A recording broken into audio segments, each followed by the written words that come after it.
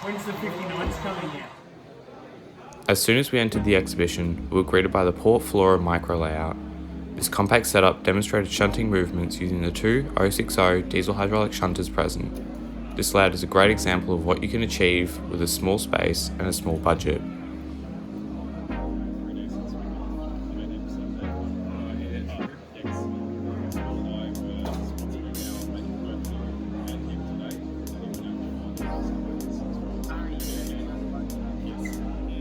We then moved on to see some beautiful kit-built models made by the Victorian Model Railway Society. Oh, that's the main difference. There was also variations, so they weren't built. That's how they were at the very end of their career. Close by was the Collinsville Riverland Railway Company, a layout which had both 009 and HO scale lines running around it. The HO scale line ran around the front and disappeared into two tunnel entrances on each side of the layout. The layout featured some dual gauge track, an addition which I was impressed by. The long steel bridge which crossed a small port gave the layout tons of life and character. This layout is also for sale. All the contact details can be seen on the piece of paper displayed on the screen now. Next up is the N-scale layout, Railways of Japan. A beautiful layout depicting scenes commonly seen in Japan, with one section running through a beautifully lit city reminiscent of Tokyo and into mountainous areas with lush green grass, and tunnels and bridges running through it. The layout ran mainly bullet trains, which Japan is famous for, but also some more classic style Japanese commuter trains.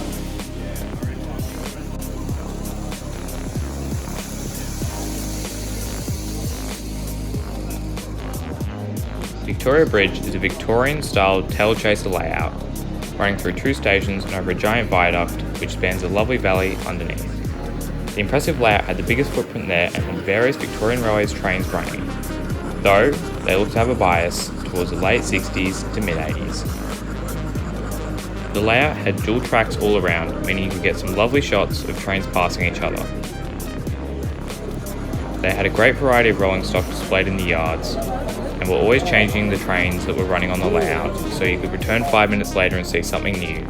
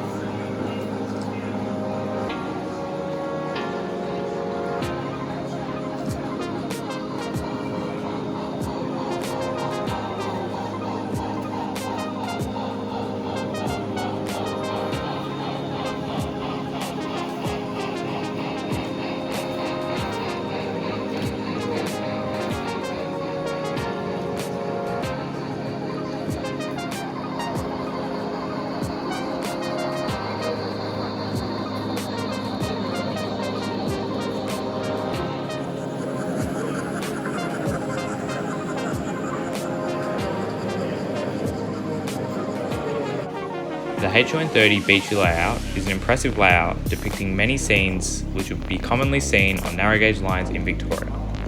It's mainly focused on the Beach Forest line.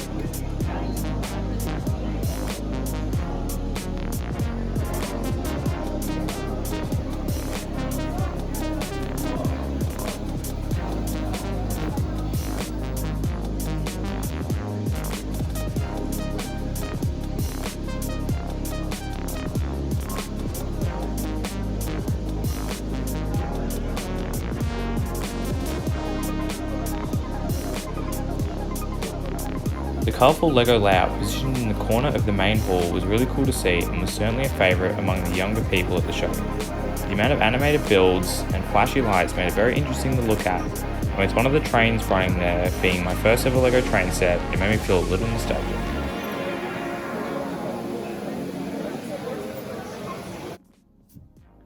And that concludes my visit to the Brandon Park Model Railway Show. This is the first train show I've been to in almost 10 years, and I had a great time. I didn't film everything because I was busy talking to friends and enjoying the layouts without filming them. And while I forgot to film the secondhand stalls and some of the layouts in that area, I certainly didn't forget to visit the secondhand stalls and pick myself up a bargain. My bargain was an Alcision Models A-Class, being number A85 in Freight Australia Green. You can see it just there.